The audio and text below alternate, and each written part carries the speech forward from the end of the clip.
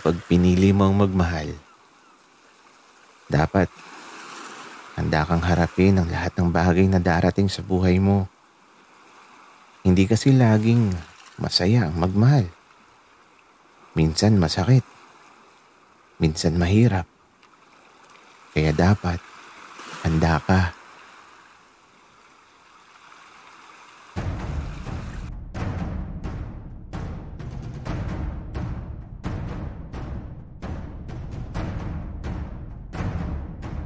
Kaibigan, huwag mong kalimutan mag-subscribe sa aming channel at huwag din kalimutan i-click ang notification bell at subscribe button. Subscribe na!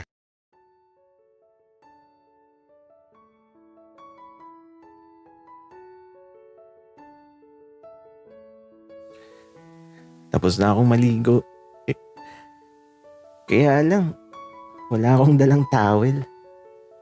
Kaya ito, napasilip ako sa pintuan. Ito bo, si Bal. Ito na kaagad. Sabi na nga ba't tatawagin mo ako, Benji? Para sabay na tayong maligo.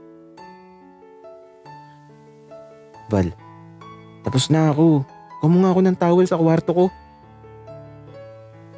Ano ba yan, Benji? Wika ni Balata yun. Nagtungo na kaagad sa silid ko. At pagbalik niya, may dala na siyang towel. Salamat, Bal. Maligo ka na din, ha? Para makalabas tayo. Naiinip ako kasi dito sa bahay. Okay. Pero, saan tayo pupunta, Benji? Kahit saan, Bal. Sige na, nagbibihis na ako. Maligo ka na din. Eh dapat kasi, Benji, nagsabay na lang tayong maligo. Para tapos na din ako. Hindi pwede, Bal. Lalo lang magtatagal ang pagligo kapag magkasabay tayo. Oo na, sige na. Magbihis ka na, Benji. Kaya to, habang nagbibihis ako, si Bal naman naliligo na. At ilang saglit lang nakalipas, aba.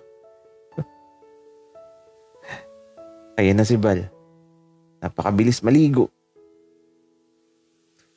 Bal, ang bilis mo naman. Magbihis ka na din. Ganun talaga, Benji. Ayaw kong pinaghihintay ka. Okay, sige. Pika ko naman. Kaya ito, halos sabay lang kaming natapos na magbihis. At sa paglabas namin, ito, habang naglalakad, nakahawak pa si Bal sa balikat ko. Bal, tara sa simbahan. Magdadasal lang ako. Ako din, Benji. Gusto kong humiling sa simbahan. Ganun kasi yun. Kapag unang beses mo makapasok sa simbahan, pwede kang humiling ng kahit ano. At matutupad yun. Alam ko naman yun, Bal. Pero, anong hihilingin mo? Benji, simple lang naman ang gusto kong hilingin. Ang gusto ko kasi, sana tayong dalawa na lang hanggang sa wakas. Hindi na ako nakapagsalita. At napangiti na lang ako dahil sa sinabi ni Bal. Kaya, eto, nang makarating kami sa simbahan, diretso lang sa loob tapos eto, nagdasal na ako. Mabilis lang ang panalangin ko, pero si Bal, eto nasa tabi ko, nakaluhod siya tapos nakapikit ang mga mata. At medyo matagal siyang manalangin. Ano kayang ipinapanalangin niya? Kasi yung hiling niya, alam ko na. Pero yung dasal niya, ano kaya yun? Ako kasi, ang panalangin ko, Sana hindi ko na ulit maramdaman yung sakit na naranasan ng puso ko sa nakaraan. Yun lang naman ang panalangin ko. Pero si Val, napakatagal talaga. Kaya ito, habang hinihintay ko siya na matapos, aba, bigla ako nakarinig ng humihilik. Kaya ito, tinapi ko siya kaagad sa balikat niya. Uy, Val. Ano na? Nakatulog ka na pala. Akala ko pa naman taimtim kang nagdadasal. Natulog ka na pala dyan. Pasensya na Benji. Ang presko kasi dito sa simbahan kaya nakatulog talaga ako. Nanaginip pa nga ako kinakasal na daw tayo. Uy, Bal. Grabe yung panaginip mo. Benji. Isa kasi yun sa panalangin ko. Ang maging akin ka. Napapatahimik ako sa mga banat ni Bal. Kaya ito, hindi talaga ako makasagot. Bal, tara na nga sa labas. Mamasyal na tayo. Saan ba tayo magde-date, Benji? Val, hindi tayo magde-date. Ano ka ba? Mamamasyal lang tayo. Kahit saan. Kung saan tayo mapadpad. Benji, yung pasyal at date, pareho lang.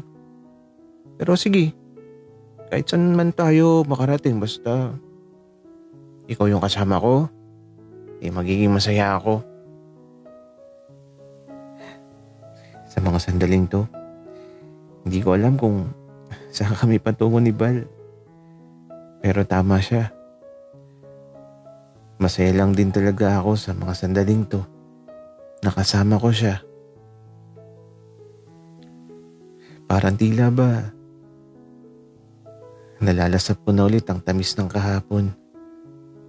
Parang tila ba nababaon na sa limot ang luha ng pagkakamaling pagkakataon. At ang puso ko ngayon ay tila ba unti-unti nang bumabalik sa landas patungo sa pangarap ko. Pwede pa palang manumbalik sa dati ang lahat. Pwede pa palang maging masaya ulit ako. At ang puso ko, akala ko mananatiling sugatan sa habang panahon. Subalit naghilom sa di inaasahang pagkakataon. Habang naglalakad kami, hindi ko alam kung saan kami patungo. Basta ang tanging alam ko, masaya kami ni Val. Benji, alam mo, sobrang saya ko. Oo, alam ko. Ngiting-ngiti ka. Di maalis yung mga ngiti sa labi mo, Val. Ikaw ba, Benji? Masaya ka ba? Val, alam mo, magsisinungaling ako kapag sinabi kong hindi ako masaya. Benji, may tanong ako. Anong tanong mo, Val? Benji, pwede bang tayo na lang ulit? Mula sa tanong ni Val, napatigil ako sa paglalakad at mula sa pag-ihip ng simoy ng hangin, kasabay ng kulimlim, ang sagot ko sa katanungan ni Val ay, oo.